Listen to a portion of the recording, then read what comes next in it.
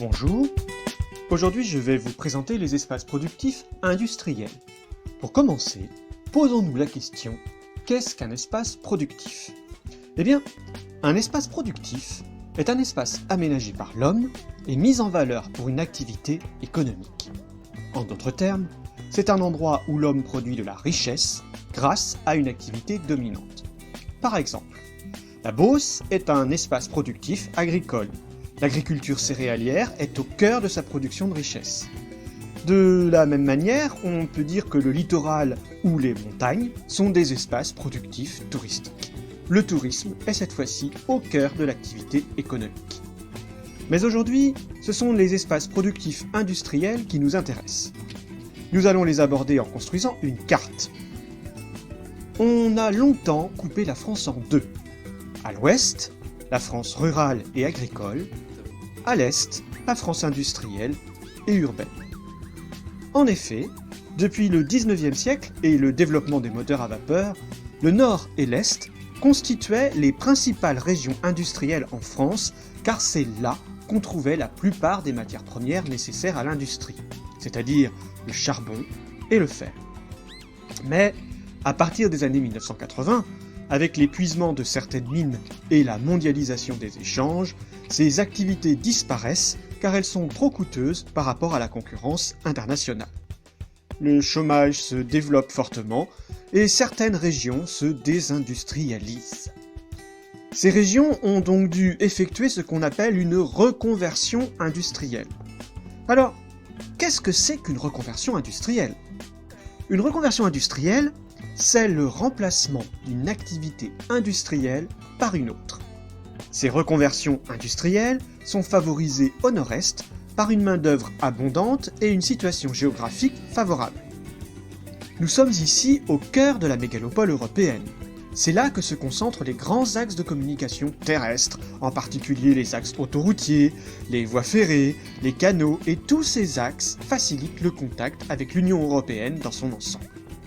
Mais nous trouvons aussi dans cet espace les grands ports de la Manche comme Dunkerque ou Le Havre.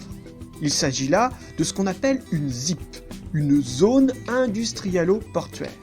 Ces ZIP mettent toute la région du nord-est au contact d'un axe maritime majeur et favorisent le commerce international. C'est ce qu'a bien compris la firme transnationale Toyota qui, à la fin des années 1990, a décidé de profiter de tous ces avantages en s'installant dans la région de Valenciennes. C'est une reconversion industrielle, puisque d'anciens mineurs deviennent ouvriers sur des chaînes de montage automobiles.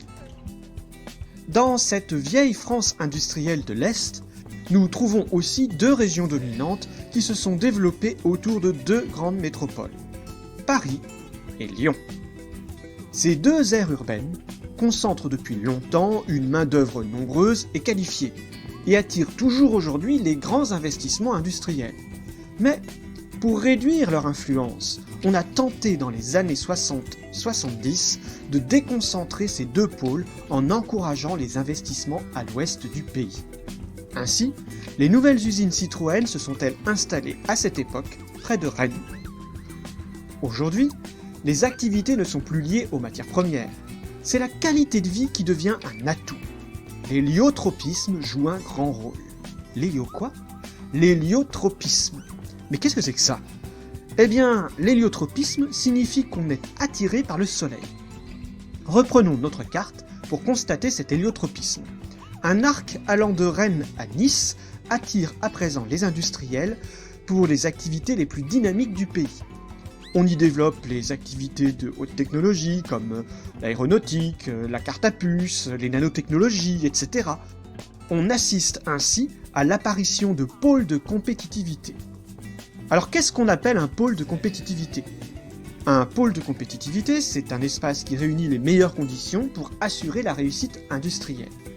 Il réunit les centres de formation, comme les écoles d'ingénieurs et les universités, les laboratoires de recherche qui vont inventer les produits de l'avenir, et les entreprises de haute technologie qui les fabriquent.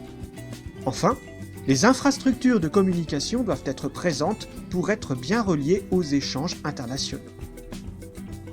Les grandes métropoles de l'Ouest sont des pôles de compétitivité de niveau européen. Mais Paris et Lyon sont des pôles de niveau mondial. En conclusion, on retient que si au XIXe siècle et au début du XXe siècle, c'est la présence de matières premières qui explique la localisation des entreprises, aujourd'hui, ce n'est plus le cas. C'est d'abord l'existence de grandes métropoles à la main-d'œuvre qualifiée et la présence de voies de communication qui vont attirer les activités industrielles.